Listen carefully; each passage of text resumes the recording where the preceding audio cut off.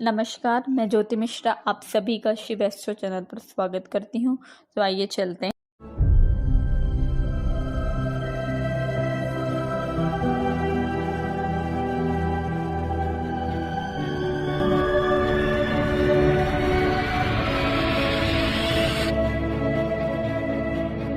तो आइए जानते हैं कि निर्जला एकादशी कब है। 2 जून 2020 को निर्जला एकादशी है। यह ज्येष्ठ मास के शुक्ल पक्ष को ये एकादशी आती है और एकादशियों में ये सबसे महत्वपूर्ण एकादशी मानी जाती है, जो कि 2 जून 2020 को है। लेकिन यह तिथि 1 जून दोपहर 2:57 से प्रारंभ हो जाए। तो आप सब एकादशी की बहुत बहुत शुभकामनाएं।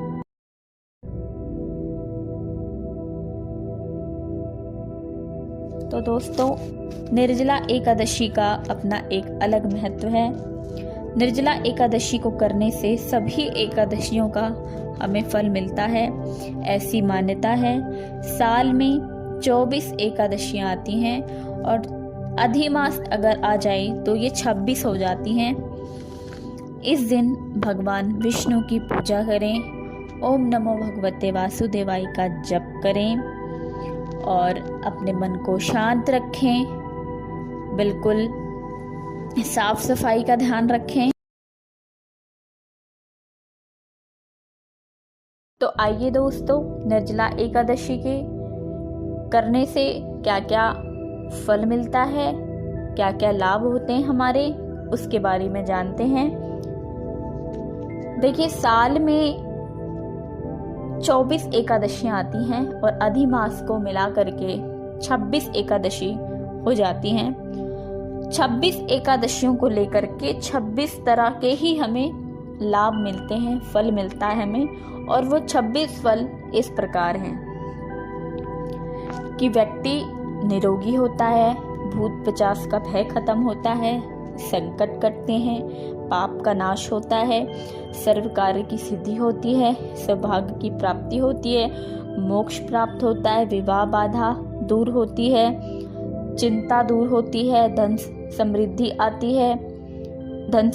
आती है, शांति रहती है, मोह माया से मुक्ति मिलती है, मनोरथ पूर्ण हो जाते हैं, सिद्धि प्राप्ति होती है, उपद्रव शांत होते हैं, दरिद्रता समाप्त होती है, खोई हुई कोई वस्तु प्राप्त होती है, पितरों को मुक्ति मिलती है, पुत्र की प्राप्ति होती है, शत्रु का नाश होता है, सभी रोगों का नाश होता है, प्रसिद्धि मिलती है, हर कार्य में सफलता होती है, खुशियां आती है, ऐश्वर्य मिलता है, मान प्रतिष्ठा बढ़ती है, मोक्ष की प्राप्ति होती है। तो इसी के साथ आप सभी लोग व्रत करिए, पूजा करिए, जप करिए, श्री हरि का नाम लीजिए। आप सभी का दिन मंगलमय हो। धन्यवाद।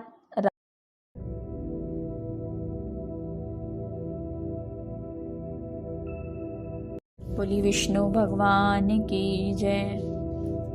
भीमसेन व्यास जी से कहने लगे कि हे पितामह, भ्राता युधिष्ठिर, माता कुंती, द्रौपदी, अर्जुन, नकुल और सहदेव आदि सब एकादशी का व्रत करने को कहते हैं, परंतु महाराज मैं उनसे कहता हूँ कि भाई, मैं भगवान की शक्ति पूजा आदि तो कर सकता हूँ, दान भी कर सकता हूँ, परंतु भोजन के बिना नहीं रह सकता। आप सभी ने महाभारत में भीमसेन के बारे में तो सुना ही होगा और टीवी में देखा भी होगा। वो भूखे नहीं रह सकते थे। तो इस पर व्यास जी कहने लगे कि हे भीमसेन, यदि तुम नरक को बुरा और स्वर्ग को अच्छा समझते हो तो प्रति मास की दोनों एकादशियों को अन्न मत खाया करो। भीम कहने लगे कि हे पितामह, मैं तो पहले ही कह चुका हूँ कि मैं भूख सहन नहीं कर सकता। यदि वर्ष भर में कोई एक ही व्रत हो तो वह मैं रख सकता हूँ, क्योंकि मेरे पेट में वृक नाम वाली अग्नि है, सो मैं भोजन किए बिना रह ही नहीं सकता। भोजन करने से वह शांत रहती है, इसीलिए पूरा उपवास तो क्या, एक समय भी बिना भोजन के रहना बड़ा कठिन है मेरे लिए। अतः आप मुझे कोई ऐसा व्रत बताइए जो वर्ष में केवल एक ही बार करना पड़े और मुझे स्वर्ग की प्राप्ति हो जाए। श्री व्यास जी कहने लगे कि हे पुत्र, बड़े बड़े ऋषियों ने बहुत शास्त्र आदि बनाए हैं, जिनसे बिना धन के थोड़े परिश्रम से ही स्वर्ग की प्राप्ति हो सकती है। इसी प्रकार शास्त्रों में दोनों पक्षों की एकादशी का व्रत मुक्ति के लिए रखा जाता है। व्यास जी के वचन सुनकर भीमसेन नरक में जाने के नाम से भयभीत हो गए और कांप कर कहने लगे, अब क्या करूं? मास में 2 व्रत तो मैं नहीं कर सकता, हाँ वर्ष में 1 व्रत करने का प्रयत्न अवश्य कर सकता। अतः वर्ष में 1 दिन व्रत करने से यदि मेरी मुक्ति हो जाए तो ऐसा कोई व्रत बताइए आप। यह सुनकर व्यास जी कहने लगे कि वृषभ और मिथुन की संक्रांति के बीच ज्येष्ठ मास के शुक्ल पक्ष की जो एकादशी आती है उसका नाम निर्जला है। तुम उस एकादशी का व्रत करो। इस एकादशी के व्रत में स्नान और आचमन के सिवा जल वर्जित है। आचमन में 6 मासे से अधिक जल नहीं होना चाहिए, अन्यथा वह मद्यपान के सदृश हो जाता है। और इस दिन भोजन नहीं करना चाहिए, क्योंकि भोजन करने से व्रत नष्ट हो जाता है। यदि एकादशी को सूर्योदय से लेकर द्वादशी के सूर्योदय तक जल ग्रहण ना करे तो उसे सारी एकादशियों के व्रत का फल प्राप्त होता है। द्वादशी को सूर्योदय से पहले उठकर स्नान आदि करके ब्राह्मणों को दान करके इसके पश्चात भूखे सत्पात्र ब्राह्मण को भोजन कराकर फिर आप भोजन ग्रहण करें। इसका फल पूरे 1 वर्ष की संपूर्ण एकादशियों के बराबर होती है। व्यास जी कहने लगे कि हे भीमसेन, यह मुझको स्वयं भगवान ने बताया है। इस एकादशी का पुण्य समस्त तीर्थों और दानों से अधिक है। केवल 1 दिन मनुष्य निर्जल रहने से पापों से मुक्त हो जाता है। जो मनुष्य निर्जला एकादशी का व्रत करते हैं उनकी मृत्यु के समय यमदूत आकर नहीं घेरते, वरना भगवान के पार्षद उसे पुष्पक विमान में बिठाकर स्वर्ग को ले जाते हैं।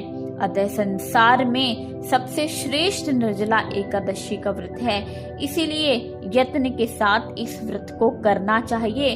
उस दिन ओम नमो भगवते वासुदेवाय का मंत्र उच्चारण करना चाहिए और गोदान करना चाहिए। इस प्रकार व्यास जी की आज्ञानुसार भीमसेन ने इस व्रत को किया।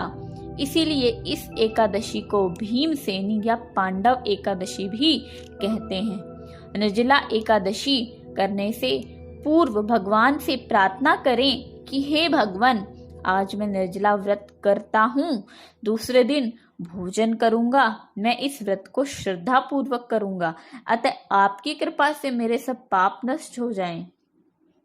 इस दिन जल से भरा हुआ एक घड़ा वस्त्र से ढककर स्वर्ण सहित दान करना चाहिए। जो मनुष्य इस व्रत को करते हैं उनको करोड़ों पल सोने के दान देने का फल मिलता है। जो इस दिन यज्ञ आदि भी करते हैं उनका फल तो वर्णन ही नहीं किया जा सकता। इस एकादशी के व्रत से मनुष्य विष्णु लोक को प्राप्त होता है। जो मनुष्य इस दिन अन्न खाते हैं वे चांडाल के समान हैं, वे अंत में नरक में जाते हैं। जिसने निर्जला एकादशी का व्रत किया वे चाहे ब्रह्म हत्यारा हो, मद्यपान करता हो, चोरी की हो या गुरु के साथ द्वेष किया हो, मगर इस व्रत के प्रभाव से स्वर्ग जाता है। हे कुंती पुत्र, जो पुरुष या स्त्री श्रद्धा पूर्वक इस व्रत को करेंगे उन्हें अग्रलिखित कर्म करने चाहिए।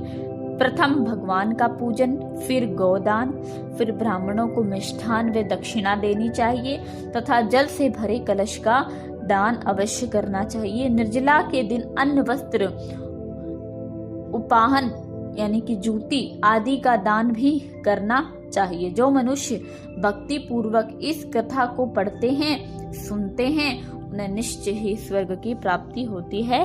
बोले विष्णु भगवान की जय।